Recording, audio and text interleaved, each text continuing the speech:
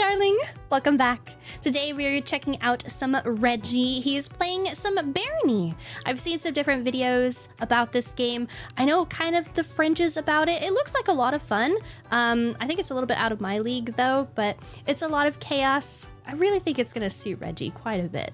I'm very excited. I hope you are as well. If you are new here, please do consider subscribing. It'd really help me out and I'd very much appreciate it. Thank you. Are you ready? Let's go.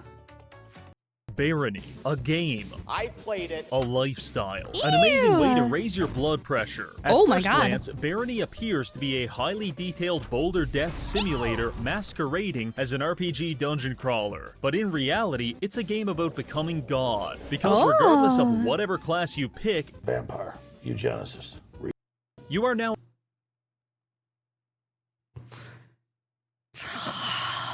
Crap. That's not, you can't, that's not, you can't! Ah! on a quest to become an omniscient mega wizard doctor engineer hybrid who spends his time levitating, being invisible, transcending the need for food, and throwing ducks at people. And I have to tell you, it's all very fun. However, I seek a more pure experience. I crave the strength and certainty of capitalism. Wait a minute. Is the rat god run that I'm thinking of, was that Reginald that did the rat build? Because I remember that. And how silly goofy it was. Okay. I forgot. It'd been a minute. I did remember how ludicrous the build was, but I did not remember that it was Reginald that did it. Okay, it adds up, honestly. Because today, we'll be playing the game as the world's strongest merchant, Shmuley Goldstein. And by exercising extreme fiscal responsibility and indentured servitude, we will attempt to survive 35 floors of monsters to defeat the final boss and win the game. But first, hypothetical situation. Oh, it's no. 9 p.m. and you're competitively... Where did you get this? But first, hypothetical situation. It's 9... This is private. This is my IRL POV. Where did you get this? Me right now. Yeah, that's just me up here instead. Okay. p.m. and you're competitively shitposting on Twitter. After a long night of calling people subhuman trash, you head to bed for some much-needed rest. However, you wake up in the middle of the night to find a mostly naked Romanian man standing at the foot of your bed. Dear God, it's Furry Master 914. He must have tracked your IP address and found your house. You're petrified with fear as he approaches you, puts a gun in your mouth, and apathetically asks, "Are you ready to see God?" Wild guess, but I don't think he's going to take no for an answer. This is bad, but it all could have been prevented with the sponsor of today's video, ExpressVPN. This is, without question, one of the best virtual private network services on the market. But keep don't yourself take it protected, from me, guys. Take it from all of these people that you don't know. ExpressVPN will ensure your online privacy and data security by encrypting and rerouting your network traffic through their high-speed servers. That means no more worrying about your data being sold, and of course, no more unexpected late-night visitors. Me personally, I use ExpressVPN all the time to access region-locked content.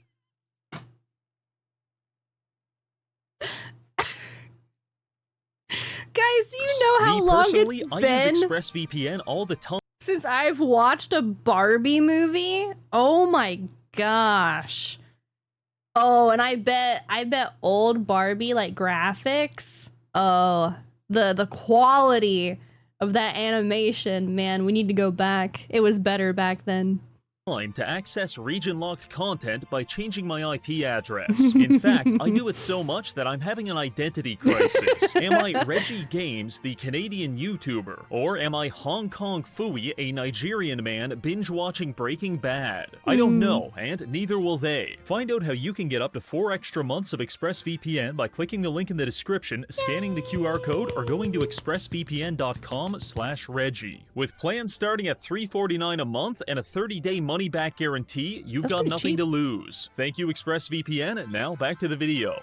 Yay! Our first choice to make is our race and class. We've got plenty of options, ranging from a homeless mushroom man all the way to demonic BDSM Oh my enjoyer. God. However, we're going to play as the most insidious of them all, the gnome. Gnomes are renowned for being short and killing me on level 3. You piece of shit. But they do have some upsides. For instance, the more wealth they hoard, the higher their mana regeneration goes, which makes them an excellent fit for the merchant, a class that focuses on trading and becoming rich. So with that figured out, it's time for Shmuley Goldstein to make his debut. It all starts here in the mines on level 1. We've got a hatchet, a pickaxe, and several pieces of cheese. This might sound pretty good to you, but that's because you don't realize level 1 is the hardest level in the entire game. Traditional game design would dictate that difficulty should ramp up slowly as you progress, but the Barony developers believe that the weak should fear the strong, and they make that clear very quickly. Try fighting more than one rat at a time, you're dead. Equip a funny necklace, you're dead. Try brewing some health potions, not a chance. Finally, try standing perfectly still, and you're still dead. Given that, we proceed through floor 1 very carefully, utilizing stealth attacks as much as possible while doing our best to loot everything we can get our hands on. Rather insultingly, one of the first items the game offers us is an oversized jester's hat. It's perfect. I love it. I'll take 20. And the second one is a hand mirror. So not only will the entire world know we're a clown, but now we'll know it too. Yes! However, Shmuley J. Goldstein will not be made a fool. By the end of this video, he will become a god. And you will also keep this hat because it gives +1 charisma. Yay! Proceeding through the floor, we fight our way past several rodents, reanimated skeletons, and anyone stupid enough to trust us. You see, in order to increase our character level, we have to increase our individual skills. And unfortunately for everyone else, most of them involve killing people. So there are no friends, there are no neutral parties, just ambulatory experience points waiting to be harvested. Oh my this God, is that's the necessary terrifying. mindset of the XP maximizer. You know, also because he's playing a little gnome, you can just go for their ankles. You can take them out at the knees. Like, what are you gonna do? Oh, the joke is, oh, you know, just like, there's just a little guy, but he could gnaw on your ankles. I don't know about you, but something bites my, like, Achilles tendon, I'm probably going down. I ain't gonna lie. By the time we finished looting floor 1, we made it to level 5 and picked up a few useful spell books. For example, this one summons a floating pickaxe to lobotomize your enemies with. Oh my Very nice. God. Soon, the people will have to take us seriously. Proceeding through the hatch to floor 2, we are immediately greeted with the Barony equivalent of being told to go fuck ourselves. Oh, no. This flashing symbol indicates that in about 2 minutes, a 40-foot tall minotaur will spawn onto the map and pulverize us. Clearly, the difficulty curve is working as intended.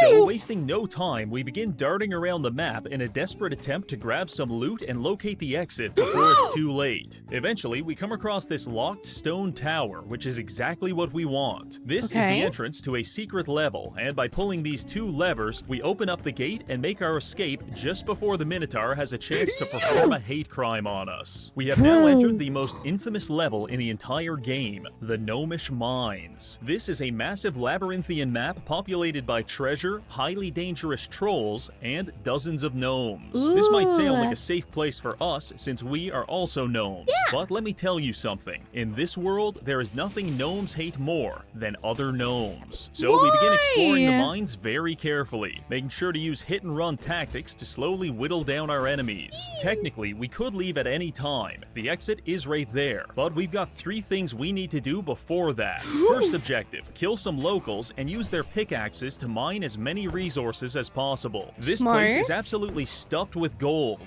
and I'll be damned if we leave behind even a single nugget. I know what you're thinking. Reggie, that's going to take forever, but don't worry. We've got a secret. Why did you go down the mouth like that? That made me wildly uncomfortable. Nugget. I know what you're thinking. Reggie, that's going to take forever, but don't worry. We've got a secret. Just that little slide down the mouth is just, no. It's the hush, kitten. Okay? Don't. I hate that. weapon, this almost useless piece of fabric. When a normal person equips a blindfold, they will have a hard time playing the game. But when we, a filthy gnome, equip the blindfold, we enter a state of sensory deprivation, which heightens our natural affinity for precious metals and allows us to literally smell every piece of gold in a 2-mile radius. That's sick. I need that while, like, cleaning out my room. Do you know how much stuff is, like, buried everywhere? Are you telling me if I just put on a blindfold, all will be revealed? I have that, but for alcohol. Man, I haven't trained in the ways of alcohol in at least a day. I think my powers are waning. I gotta be honest with you, Chief. Using this technique, we were able to track down every gold deposit in this godforsaken mine. Now that we've got some cash, we make our way to the top right corner of the map, where we find a fellow enjoyer of the free market. This is a shopkeeper, and he is our only friend in this cold, dark dungeon. Now here's the strategy. We buy everything he's got. Doesn't matter if it's trash. The simple act of purchasing it levels up our trading skill, which levels us up as a character. Then we sell all that stuff back to him and buy more stuff. Technically, we are losing money on these transactions, but think of it like an investment. Because if we can max out our trading skill, we will earn the ability to sell anything to shopkeepers, even valuable gems. And that is where the real money is. By the time we were done executing this technique, we managed to grind out 4 levels and get our trading skill up to 75. Additionally, the shopkeeper sold us a new shield and 2 pairs of steel anti-gravity boots. Normal steel boots weigh around 40 kilograms, but these ones weigh 80 kilograms less, making them atmospherically buoyant. This is important because our weight affects our speed, and in Barony there is no easier target than a morbidly obese man who has immobilized himself under the weight of his own gluttony. Now let's move on to our last objective. In the bottom right corner of the map is a legendary spellcasting helmet guarded by a series of highly dangerous booby traps. He said booby.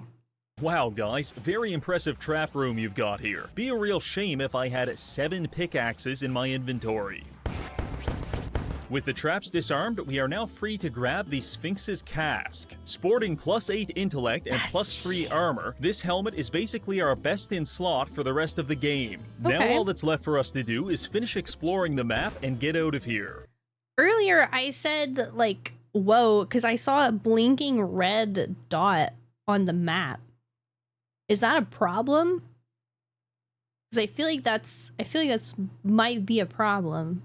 This took about an hour, so I'll give you the highlights. 20 minutes running around electrocuting gnomes, 20 minutes finding more treasure, and 20 minutes creating a minimum wage labor force. That last one is very important, so listen closely. As a gnome, no one wants to be our friend. This isn't a political take, it's an observation. Because every time I talk with an NPC, they try to stab me. So our only option is to deceive them into compliance by manipulating the currency. What we do is run around until we find these piece of shit rocks worth $1. Then we cast a magic spell on it, and suddenly it's valuable because we said so. Then we take those artificially monetized items and beam them off people's head to convince them to work for us. Congratulations, we have now established our own fiat money system, but way worse, because this ain't even fractional banking. In fact, it's not banking at all. You're gonna work for Shmuley Goldstein until you die. You're a lightning staff gnome that fights enemies from afar? Very cool. But the second that staff runs out of charges, I will be sending you to the front lines to fistfight a troll. And when you inevitably perish, I will be selling all of your personal belongings to the nearest pawn shop. The point is, with this technique, we were able to enlist a small posse of delinquents to act as our bodyguards. In fact, we even got really lucky and recruited a succubus. This is terrific because the succubus can seduce units into joining our party even if we're already at the party size limit. I thought this would be pretty good. However, as we will soon find out, it is completely broken. Regardless, we're all done in the mines, so let's get back to the dungeon. Is he gonna have like a horde walking around with him? I really, really hope so. The next 2 levels of the dungeon were a deeply confusing experience. Within 60 seconds, I found a book on how to be an alpha male, found a necklace that literally chops my dick off, and then Whoa! To balance it all out, I almost got killed by a boulder. After that, we wandered around in a daze Oh, no. while our followers beat the shit out of everyone on the map. I didn't tell them to do that. They just inherently know I want it, which is what makes them Nice. good followers. Yeah. Eventually, we came across a series of merchants, at which point I was obligated to spend an hour min-maxing our trading skill to appease my compulsive desire for number go up. Here's the summary. We added 4 more anti-gravity boots to our collection, grabbed an alembic to allow us to practice alchemy, and most Ooh. importantly, we maxed out our trading skill. All of this landed us at 7,000 gold, which bumped us up a tax bracket into wealth level 3. Not bad. All of this was done just in time for the next secret level, Mine Town. Barely a Ooh. town, and certainly not a mine, Mine Town is actually a religious site for members of the free market. That's because it has 4 shopkeepers and plenty of what I call free resources.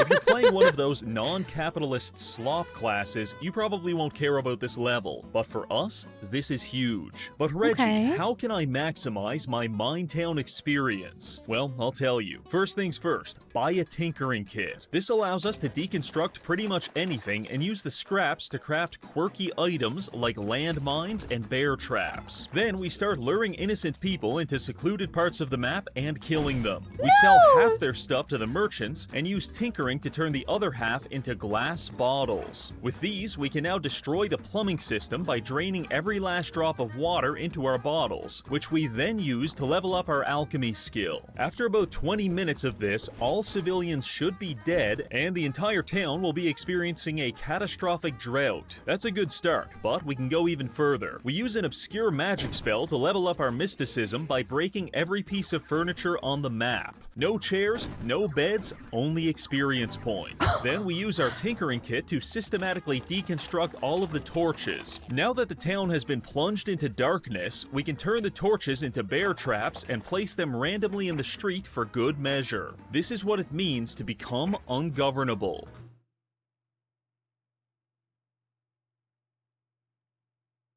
Is that how you use that? Is this proper technique? Yesn't. Understood.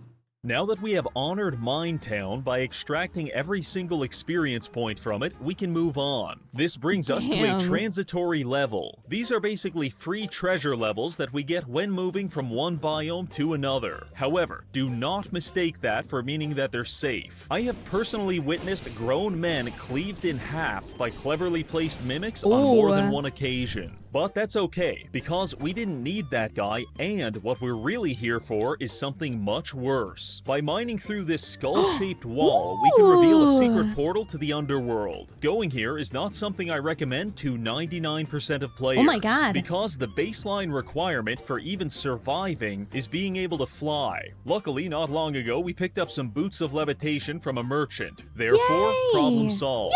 But why do we even care about the underworld? Well, I'll tell you. It's because deep within the underworld, there is a demonic shade known as Artemisia, who wields the legendary bow Chrysolakatos. So the plan is, go to hell with the likes boys, toes? beat the ever-living shit out of Artemisia, take the bow, and be back in time for supper. Upon entering the portal, we are immediately greeted by the Minotaur warning sign, something which would have terrified us about 3 hours ago, but now we're ready. For one, we've got a couple of followers, and for two, we've used our alembic to craft 9 Molotov cocktails. So the second that big dumb lobotomite came charging toward us, we dumped half a dozen explosive potions on him, and he promptly turned to ash. Killing the Minotaur was a big milestone, a rite of passage, if you will. Shmuley Goldstein will no longer be molested by the circumstances of this world. Now, he molests back.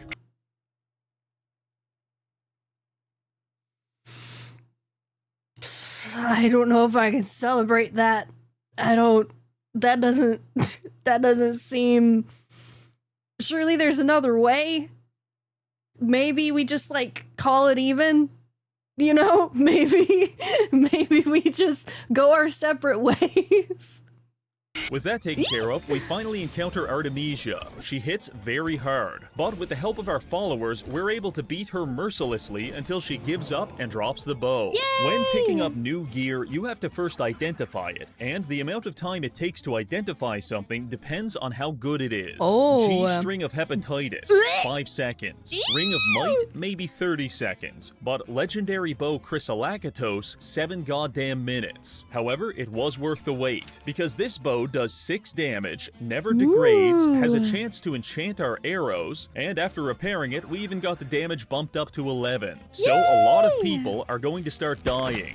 While looking for our next very victim, satisfying. we came across a unique character named Robin Hood. At first, I was thinking about recruiting him by shoving a fistful of gemstones up his nose, but then He I can't be remembered his bought? entire identity is based around robbing rich people. So obviously, we put a generational beating on him and recycled all of his clothes into landmines. With that taken care of, we finally escaped the underworld and returned to the dungeon, just in time to enter the next biome, the swamp. If you gave me the option of being shot in the head or spending 5 minutes in the swamp, I'd tell you not to miss. Oh my because God. not only is the swamp teeming with goblins and slime monsters, but they've tripled the defense budget, and there's traps everywhere. Regardless, we push forward, painstakingly exploring every corner of the map in search of treasure, and we found it in the form of spellbooks. Objectively speaking, swamp spellbooks are the most fun, not because they're useful, but because they're literally designed to troll your teammates in co-op. For instance, we found the Spellbook of Confusion, which can be repeatedly cast on your friend to invert their controls and give them motion sickness. Once your friend realizes you're griefing him into bulimia, he'll probably try to attack you back, which is when you're going to cast Grease to lather him in oil and make him drop his weapon anytime he tries to use it. Maybe for good measure, you'll also cast Ignite to kill him in a horrible grease fire. This is the essence of male bonding in Barony. Is that what you guys do? Is that boys' night? Am I being shown super secret footage? Is that actually how males bond? I don't know. I feel like everyone telling me no is trying to cover it up. There's far too many yeps. I knew it. Fortunately, Kleeper stopped returning my messages, so we had to settle for griefing the local goblins instead. However, all of this dicking around did come at a cost, because it takes a long time to explore each floor, and starvation is slowly creeping up on us. For the past hour, we've been surviving on a diet of greasy tins of food, but by this point, we've completely run out, and we're starting to take hunger damage. Many a promising run has been cut short due to poor food management, but Shmuley Goldstein refuses to die with anything less than 100,000 pieces of gold to his name. So we pushed through the pain. Eventually, we hit a lucky break where, after finding a series of chests, one of them tried to kill us, only for us to explode him like a piñata and feast upon his innards. The chest was full of cheese, cream pies, and more industrial-grade slop, which should keep us running for the next few levels. Probably the only other important development during our time in the swamp was that our succubus started recruiting tons of new allies. Oh my God! In fact, she even managed to recruit a legendary zombie named Coral Grimes. He's very powerful, and he also has 3 of his own followers. Why does he look like he's doing a moonwalk, dude? Coral Grimes. Watch him. He's very powerful, and he also Maybe it was the turn, that really smooth turn. a legendary zombie named Coral Grimes. He's very powerful, and he also has 3 of his own followers, so our party is now 7 or 8 people despite having a follower cap of 4. Our time in the swamp came to an end when we stumbled upon a portal to the haunted castle. As with any secret level, this is an exceptionally dangerous place with exceptionally valuable loot. Our first order of business was to make our way inside the castle. It is here where we will find tons of gold and some legendary boots. But the second we touch anything, 25 zombies are going to rise from the dead and try to kill us. So some preparations are necessary. We start by covering the castle entrance with bear traps and a thick layer of grease. After that, we brew a few Molotov cocktails, get everyone in position, and grab the legendary boots in order to start the show. Almost immediately, the first wave of zombies was upon us, rushing down the entrance, only to find themselves thoroughly lubed up and dicked down. Ew. After healing up the troops, we pushed out of the keep to start the zombie extermination process. I was expecting this to be the hardest part, but to my surprise, our succubus just charmed every zombie we came across, and within 30 seconds, our party had doubled in size. We are now commanding a small-scale undead army, which we were able to use to slowly clear out the rest of the map and grab all of the loot. Oh, I Notable love finds that. include a shitload of gold and a spellbook of Remove Curse. Being able to remove curses is high-level utility magic, because at least half of the spellbooks in this game are cursed, and if you try to read from a cursed spellbook, it literally lobotomizes you. Thankfully, we won't have to worry about that any longer. We were also able to increase our tinkering to level 80, which means we can now craft the single greatest item in the entire game, a leather backpack. I'm not exaggerating when I say that I spent 30 minutes on each floor just managing my inventory. And with this backpack, we've now got an extra 10 slots to work with. Naturally, I filled it up with our Oh yes! Put shoes in it! Oh my god! Oh my god, you get more storage and you instantly put shoes in it? Yes, queen. Yes. Thank you. Okay, they deserve their own little spot. Yes. Gravity boots, which turned it into something approximating a giant helium balloon attached to our back. With all of that taken care of, it's now time for us to proceed to the next biome, the Sand Labyrinth.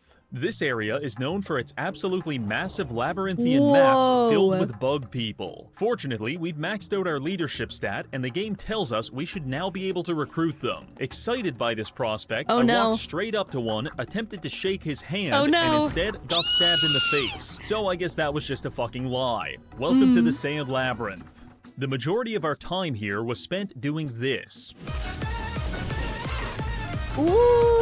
The only reason we didn't starve to death was because we found a ring of slow digestion and a sweetgrass sprig. Both of these items together form a very powerful anti-starvation build, which reduces our hunger rate to somewhere around 30%. This gave us plenty of time to dick around and also encounter one of my favorite NPCs in the entire game, the Potato King. He's a goblin with a jester hat, suspenders, a beard, and a certain indescribable aura.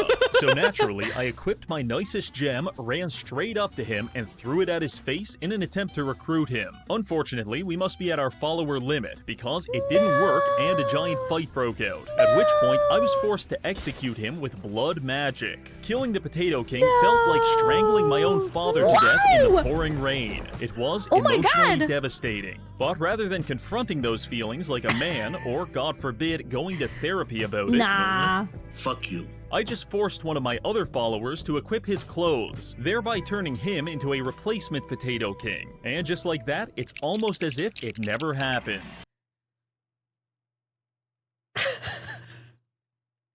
That's a little dark.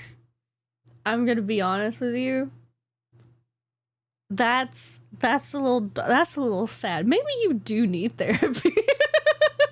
However, we decided to keep one thing for ourselves, the Potato King's legendary mace, Sharur. If all of the legendary weapons in Barony were internet users, Sharur would be the Redditor, because it is obnoxiously quirky and refuses to shut up. So, much like a Redditor, we ignore it. The only reason we put up with this in the first place is for the special ability. While we have this mace equipped, it increases our mana regeneration, and that effect scales dramatically as our mace skill goes up. So over time, we can double or even triple our mana regen. For a piece of shit spellcaster like us, that is incredibly valuable. At this point, I feel our D&D style party has finally come into view. We've got Shmooly Goldstein, the financial wizard, Succubus, the goon farmer, Coral Grimes, the Death Knight, and Potato King II. Between the four of us, I like our odds, so our party pushed through the Sand Labyrinth and even completed 2 secret levels in the process. Long story short, we made a shitload of money and killed a Minotaur in order to take his legendary spear.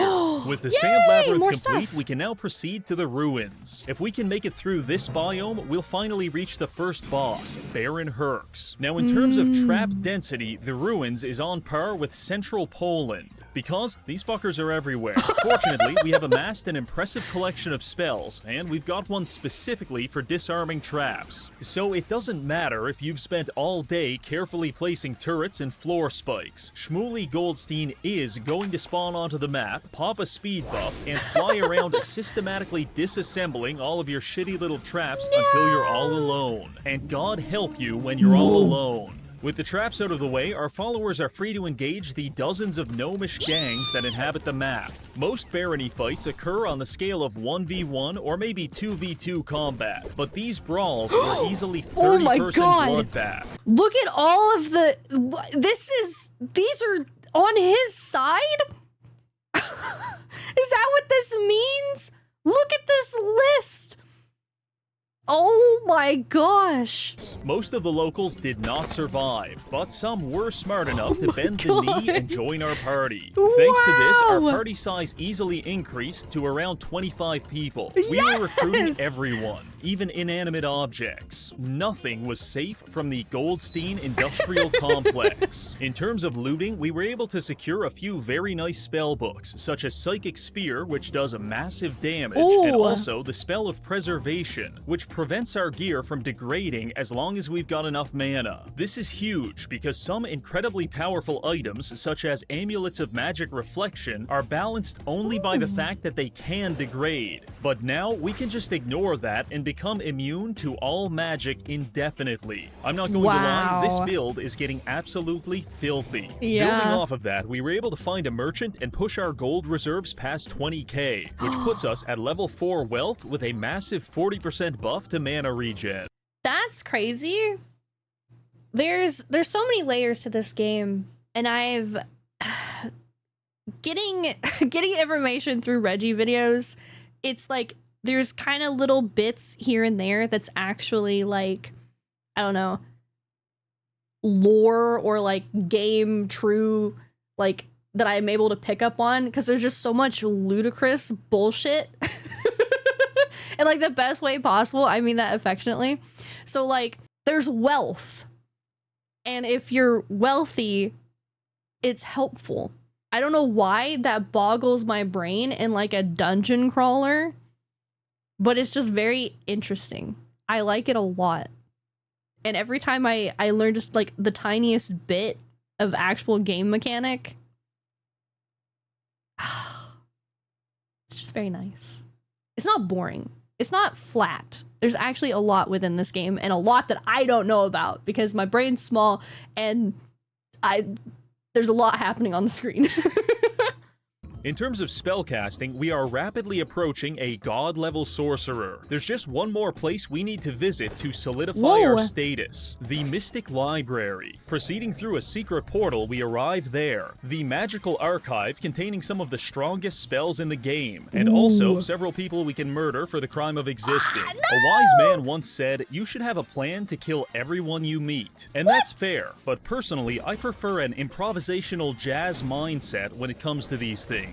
A little gang beating here, a couple of fireballs there, and maybe a few dozen acid potions for good measure. There's really no wrong answers. After we finished converting the local populace into funny numbers on our XP bar, we took our time pilfering the archives. Notable finds include a spell of Vampiric Aura, Greater Might, and the best one was a tier 5 spell that drops a comet on your enemies. Very tasteful. With all of that taken care of, we're now ready to proceed to the first boss of the game, Baron Herks. His Wikipedia page describes him as an evil tyrant of low moral standing. But personally, the more I read, the more I like this guy, so we'll put him down nice and easy. Arriving on floor 25, Herks' arena comes into view. Just beyond this point lies Shmooly's greatest challenge yet, which is why we're going to utilize our ultimate technique, casting spin on him like 500 times to centrifuge his brain into a slurry of gray matter, at which point he will die. So we enter the arena, spawn Baron Herks, and blast him with a spin spell, only for absolutely nothing to happen. Dear God, he's immune to being spun. At this point, we've got no other option. If we can't turn your brain to mush with shitty magic spells, we're going to have to do it the old-fashioned way. So I called in our 25 followers and had them curb stomp his skull relentlessly. Truly, the most dignified death we could offer to a fellow capitalist. And then he spins at the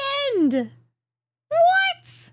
With that taken care of, we open an escape portal and head to the nearby Hamlet, where the townsfolk are celebrating our heroic victory. You're The gonna kill 'em all, Hamlet is aren't one you? of the few levels that is actually intended to be purely peaceful. Everyone is celebrating our victory, the shopkeepers are all very kind, and generally, it's a good time. Which is why we are morally obligated to kill everyone here. I Just knew as it! the blank canvas taunts the budding artist, so too does the peaceful Hamlet taunt the serial-killing capitalist. Oh my god! And so, it's time we make our first brushstroke. The reason the Hamlet is so peaceful is because everyone here is absolutely jacked. It's full of high-level adventurers, and every shopkeeper is at least as strong as Baron Herks. Oh my god. Furthermore, no merchant in their right mind would dare attack a shopkeeper, because if we do, we'll get banned from trading with them for the rest of the game. And therein lies the problem. We have to kill all of these people without even touching them, which is why we're going to convince them to kill each other. A few levels back, while we were looting, we came across one very special item. It's called the Ring of Conflict, and whenever you put it on, it turns the surrounding area into Memphis, Tennessee, because everyone near you will start stabbing and shooting each other indiscriminately. I think you can see where this is going, so let's test it out. First, we take all of our followers and sequester them to a corner of the map where they can avoid the coming civil war. Oh, then no. we find a shop with 2 traders. I make sure to sell a bunch of our stuff to them first because we want their money. And don't worry, we'll be getting most of it back in about 5 minutes. After that, we drink an invisibility potion and hide in the cuck corner. Now we slip on our Ring of Conflict and watch the show. This process takes a very long time, but eventually one of the shopkeepers will explode into a million pieces and drop their inventory.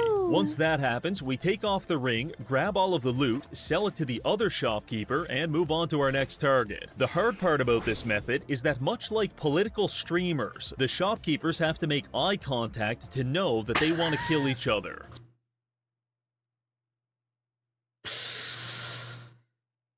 Okay. Well, you know, maybe there'll be one left, right? There's gotta be, we're gonna get down to like one person, the ultimate shopkeep, and they're gonna get to live out the rest of their days in peace and tranquility. So sometimes you have to play a bit of matchmaker, but generally it works quite well. Using this, we were able to turn the Hamlet into an active war zone. I'm talking gangland killings in the street, dozens of armed robberies, and shopkeeper on shopkeeper violence. Since we were invisible for most of this, no one ever caught us, except for one man, the Invincible Cleric. Now the moniker Invincible can go one of 2 ways. Either this guy is being ironic and he actually sucks, or he's about to anally devastate us in the middle of the street. Unfortunately for our colon, this case was the latter. Despite being incredibly powerful in our own right, our attacks don't even affect him. In fact, at one point, we were getting stomped so badly that one of our followers jumped in to help, at which point the cleric literally beat him to death with his bare hands. All I could do was watch. The only way we were able to stop him was to just wail on his armor until slowly each individual piece was destroyed, at which point we finally started damaging him. Once we put him down, we were free to finish killing everyone and selling their inventory to the only remaining shopkeeper. By the time we were done, we had accumulated about 50,000 gold, which put us halfway to my personal dream of 100k. Now for the final touch, we head to the sewers where we encounter... Okay, so there was one final person left, okay? At least they get to live peacefully. the secret merchant, who is either the worst judge of character I have ever seen or the most subversive comic of all time, because he greets us by saying that he loves exploiting people for money, but he can tell that we have too much of a heart to do something like that ourselves. Ah yes, I couldn't agree more. Anyway, we trade a few items to him, exit the Hamlet, and head into the Crystal Mines. This biome is where shit gets real. No more estrogen-maxing goblin femboys. It's all pain and suffering from here on out. But that's okay, because as the saying goes, hard times make strong men. Strong men make good times. Good times make weak men. And weak men make me hard. So that is not the way that I thought that was gonna... That's the cycle? Oh my god. So let's get a move on. Proceeding through the caves, there are exactly two things we have to watch out for. Crystal gold and the cockatrice. Either of these monsters could easily kill us given the chance. And after being here for only 10 minutes, we're already down 7 party members. No! Furthermore, we're experiencing a minor crisis. Barony is one of those really quirky games that decided it would be fun if money weighed you down. And now the cumulative weight of our 50,000 gold coins has rendered us almost completely immobile. What? The logical solution would be to just drop the gold, but much like a monkey trapped in the jar, I would sooner die than release even a single ounce of this hard-earned wealth. So I resign myself to dragging my body across the floor like some kind of human slug. I was thinking like a cat or a dog, like, I guess it would be more a dog, dragging its butt across the carpet. That's exactly what I pictured. So I resign myself to dragging my body across the floor like some kind of human slug. I did this for all of 2 minutes before realizing that at this rate, we will certainly starve to death. Which is why we're now resorting to Go-Go Gadget Magic Mobility Scooter, also known as the Speed Buff. We picked up this spell a few hours ago, and now it's the only thing keeping us from fusing into the floor. With our mobility issues temporarily fixed, we push deeper into the mines, at which point the fighting intensifies. Despite our new spells, we just can't kill these freaks fast enough, and our followers are paying the price. Coral Grimes beat to death by a golem, and No! Ah, that doesn't seem good. What if we lose Potato King Jr., the second Esquire? worse yet, our succubus ripped apart by a cockatrice. Truly a dark...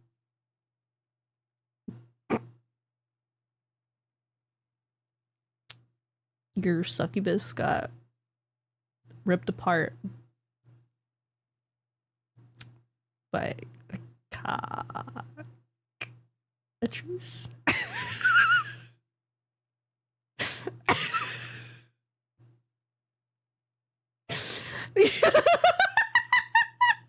I'm sorry. I was thinking about it when he said what the name of the monster was, but I was like, no, I'm not gonna make a dick joke. I would never. Okay, but that was too perfect. Worse yet, our succubus ripped apart by a cockatrice. Truly a dark day for capitalists everywhere. No, that sucks. That actually genuinely sucks.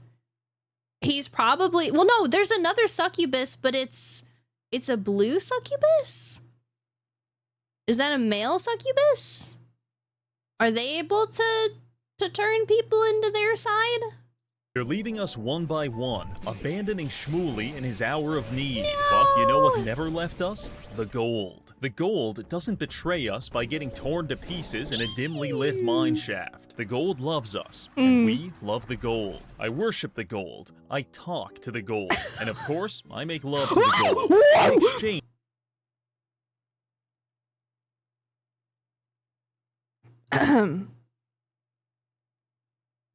we are rewarded, because as we fumble our way through the dungeon, we come across the single greatest item for our class, the Golden Mask. I don it, and immediately feel a jolt of electricity course through my body, from the top of my head to the tip of my you-know-what. We have reached our final form. As you listen to my erotic Scrooge McDuck-style fanfiction, you're probably wondering what's so good about this mask. Well, I'll tell you. It gives us a 50% weight reduction to all gold in our inventory. That means no more mobility scooter. We can finally walk like a normal human being. But we can go even further. By combining our blank scrolls with this enchanted feather, we are able to bless the mask. After doing this twice, the mask now reduces our gold weight by 150%. Nice. So not only is our enormous sack of gold not weighing us down, sack, but in fact, it's actually lifting us up and up.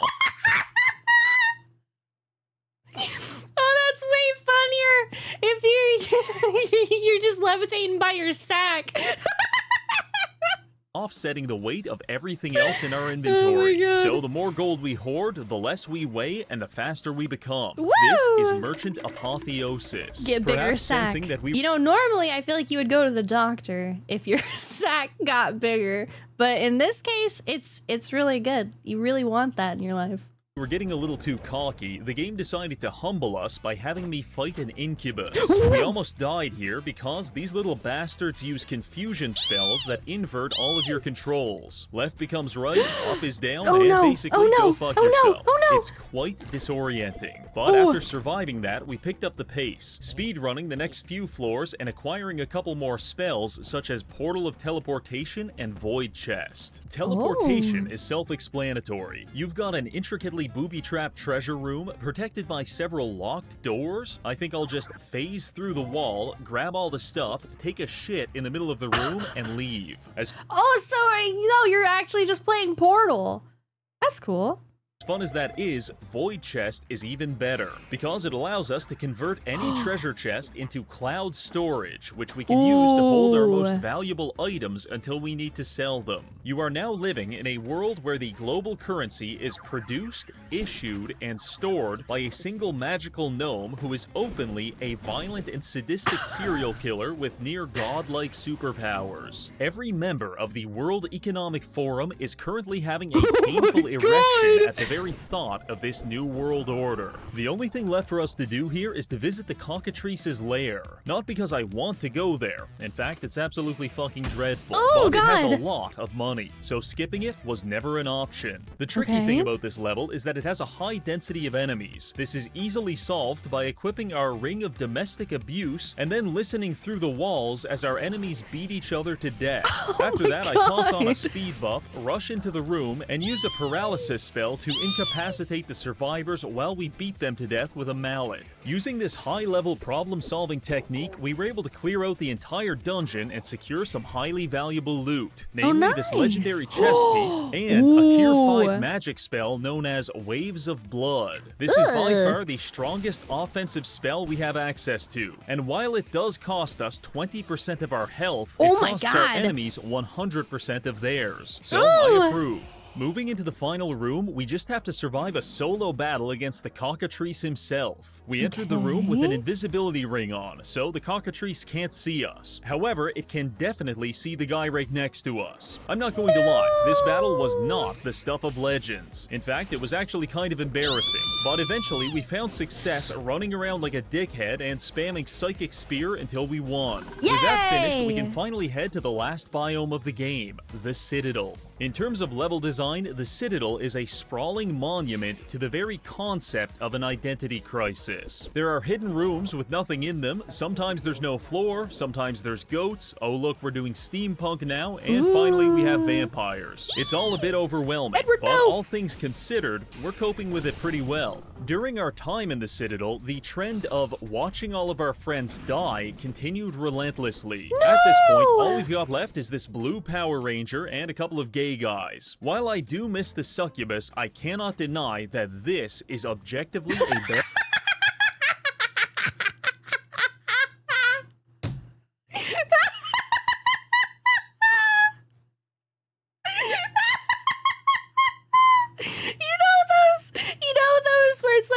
What are you gonna do if I break into your house? That's what I just pictured, especially this guy, because he's posted up a little bit. Like,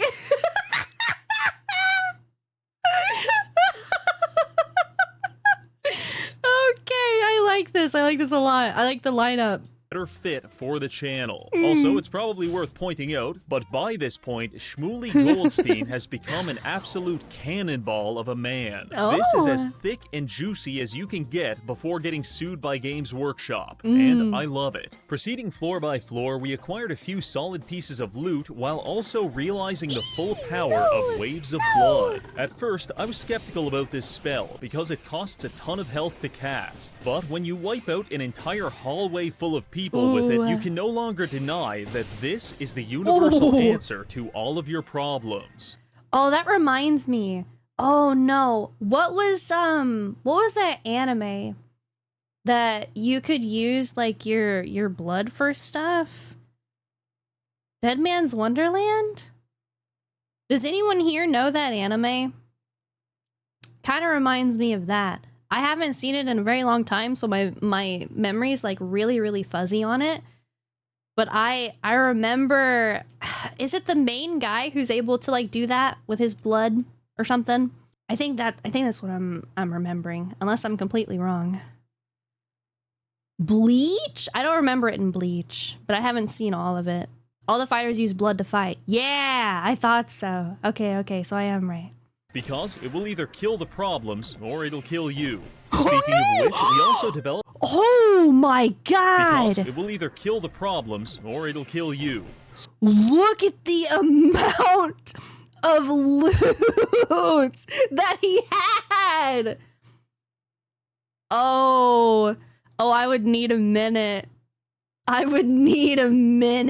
Speaking of which, we also developed a pretty bad habit of leveling up our alchemy by drinking unidentified potions. This resulted in several instances of us being drunk, being blind, horribly confused, and dissolving our intestines with acid. But that's okay. At its heart, alchemy always has been an exploration of the unknown. So you can't just sit there identifying these potions with your scientific tools like some kind of pervert, or you could be a real man by chugging this unidentified sludge, which will cause you to go deaf.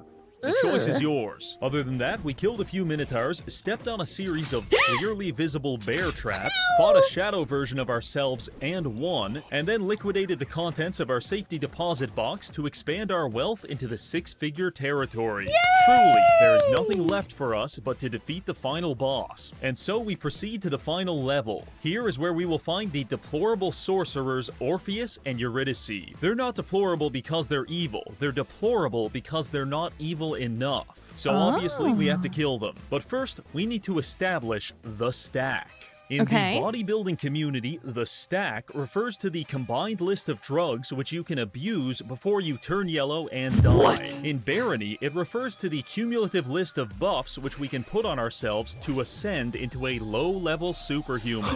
First, we've got invisibility, levitation, increased strength, and magic reflection from our gear. Then we start stacking on the magic spells. Preservation to keep our armor intact, guard spirit to absorb attacks, thorns to deal damage back, envenom weapon for added damage, flame cloak for immunity to fire, and finally, speed to run around at 90 miles per hour. We could go into this fight and just gang up on them with our followers like we did last time. Or we could even just abuse waves of blood to end this in like 10 seconds. But I am a man of theatrics, which is why I decided to spend this entire video, 12 hours, quietly accumulating an inventory full of explosive flame traps. And now I'm putting 100 of them down on the floor in the boss room. I can't tell you who's going to step on this, but I can tell you they won't be having an open casket funeral.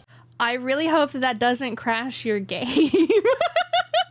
Now, let's begin. We go a little further into the arena, at which point the bosses spawn, and so begins the elaborate dance of trying to bait one of them into stepping on our Afghanistan welcome mat. Eventually, we do succeed. Orpheus rushes into the landmines face first and explodes into a million pieces. Meanwhile, the resulting trauma of seeing her partner blown to smithereens sent Eurydice into some kind of manic episode. So, much like a 1940s doctor, I remedied her hysteria by beating her with a blunt object. No! Unfortunately, this doesn't work so well, and she summons in several minions to kill us. We immobilize them with a series of ice waves and firewalls, and then return our attention to Eurydice, blasting her with waves of blood and an entire meteor shower, until her and all of her stupid followers are vanquished back to the abyss from which they came. And with that, Shmuley Goldstein, the paragon of capitalism and destroyer of evil, has vanquished Orpheus and Eurydice for the crime of something. I'm not actually sure what they do lore-wise, but I bet it's bad. You know what, editor? Just put them in the Epstein files. There we go. And just like that, we're back on the right side of history. Well, that's going to be it for this video. We've gone from rags to riches to demigod omniscience, and I think you can't ask for much more from the free market. So thank you to this month's patrons for supporting the channel, and finally, thank you for watching. Thank you! That was so good! So good! Okay, alright. You know, this game, I feel like, is perfectly built for someone of Reggie's caliber because he makes the most ludicrous, cockamamie, bullshit builds, at least from an outside perspective, and it just works. And it's fun that it works, and it's ludicrous that it works. And even when he's starving, even when the weight of the gold is too much that he can't even walk, he makes it work. He commits to it, and it's so much fun. Please, please, please, please, please make sure you check out the original video. It's gonna be linked down below. If you like my video, make sure you like and subscribe so I can see you in the next one. Thank you. Bye!